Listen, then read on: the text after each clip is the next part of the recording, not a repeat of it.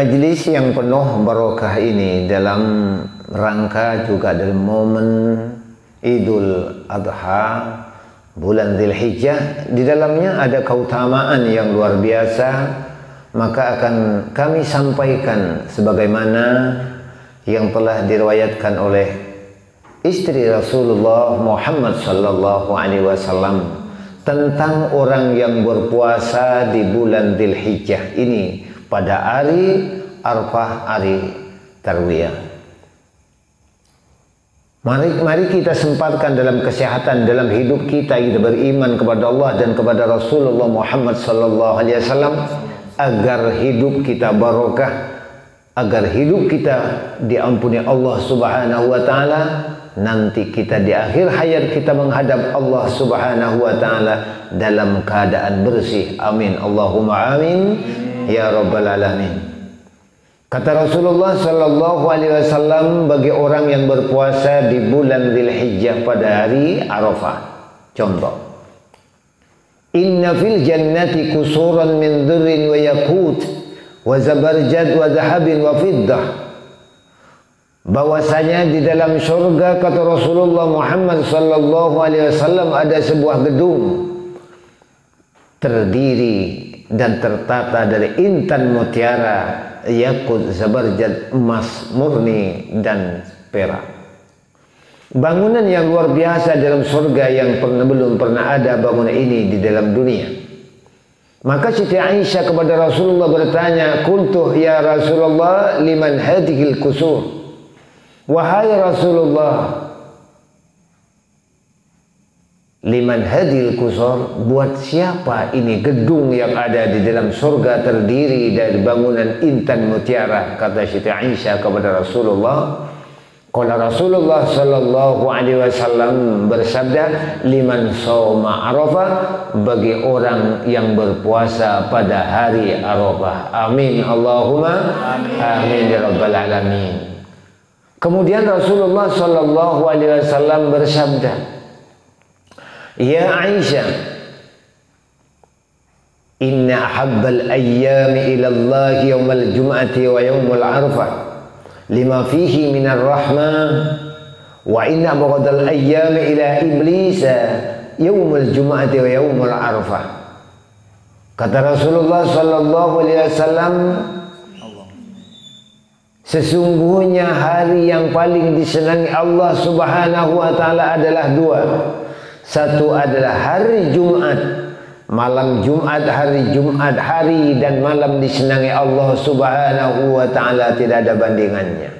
Yang kedua adalah hari Arafah, kata Rasulullah sallallahu alaihi wasallam, karena yang ada di dalamnya, yang terkandung di dalam hari Arafah dan hari Jumat tersebut adalah turunnya rahmat Allah Subhanahu wa ta'ala dan turunnya rahmat Allah Subhanahu wa ta'ala. Mudah-mudahan kita mampu melaksanakannya dengan adanya umur kita gunakan kepada ibadah kepada Allah Subhanahu wa ta'ala.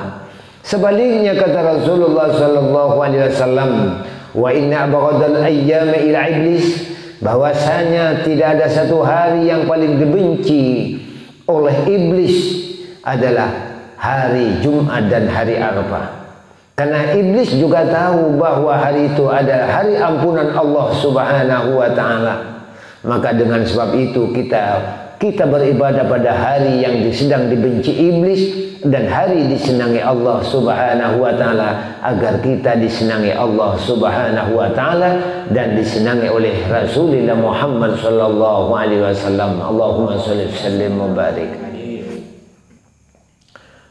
Maka ketika kata Siti Aisyah radhiyallahu taala anha pada hari Arafah, man asbaha shaiman yaumal afata fatahallahu ta'ala alaihi 30 baban minal khair wa aghlaqa anhu 30 baban minasy syarri.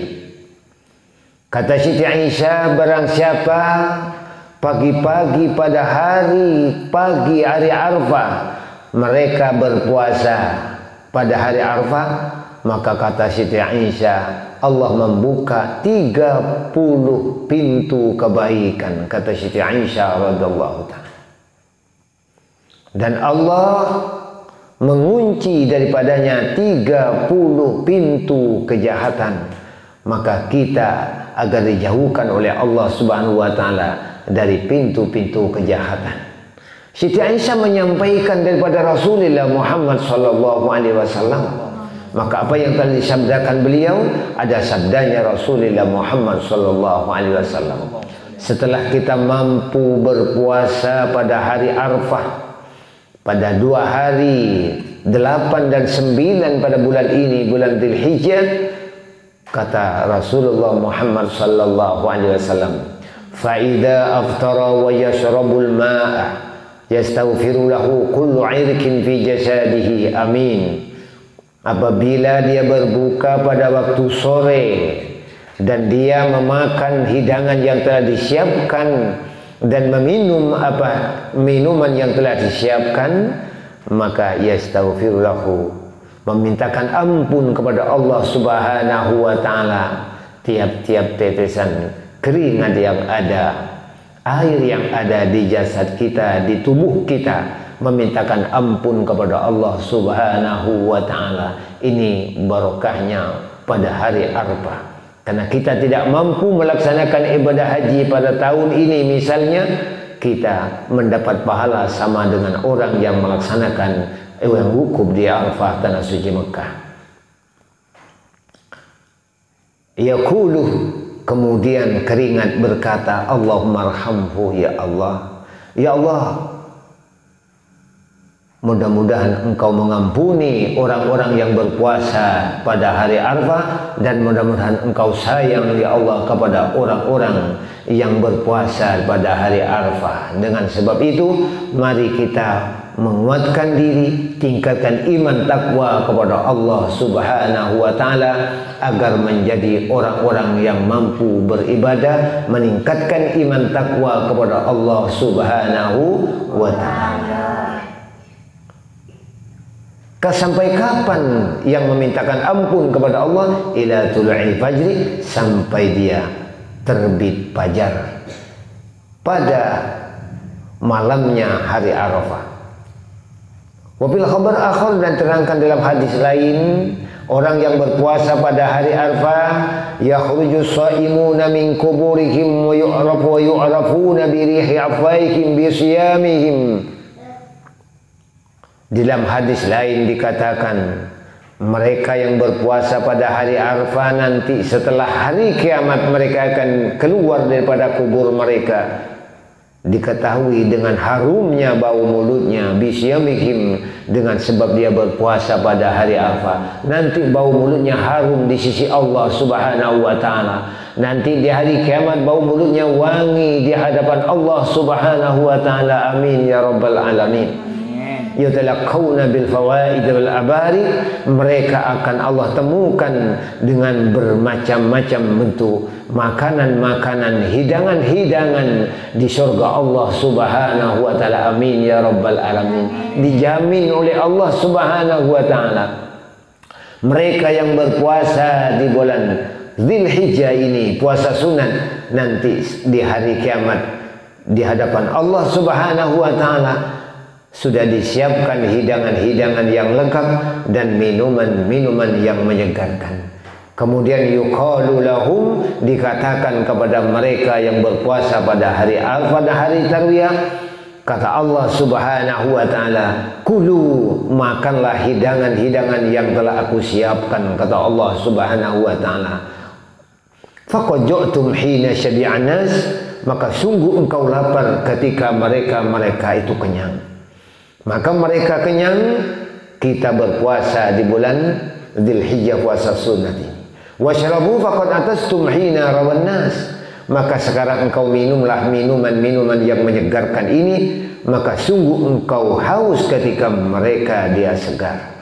Maka dengan sebab itu, mari kita sempatkan, kita semangatkan hidup, tingkatkan iman kita kepada Allah Subhanahu wa taala agar mampu berpuasa 2 hari minimal. Padahal puasa ini sejak tanggal 1 Dzulhijjah ada sunnah, ada hukum sunnah untuk melaksanakan puasa di bulan ini.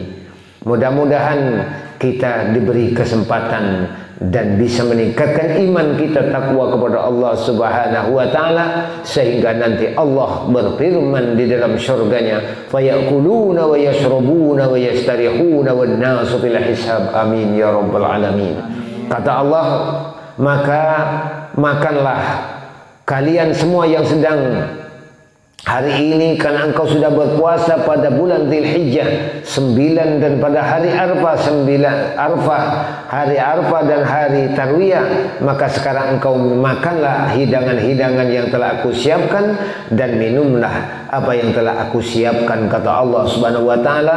Wan nasu bil hisab, mereka yang lain masih berada di dalam hisaban amal.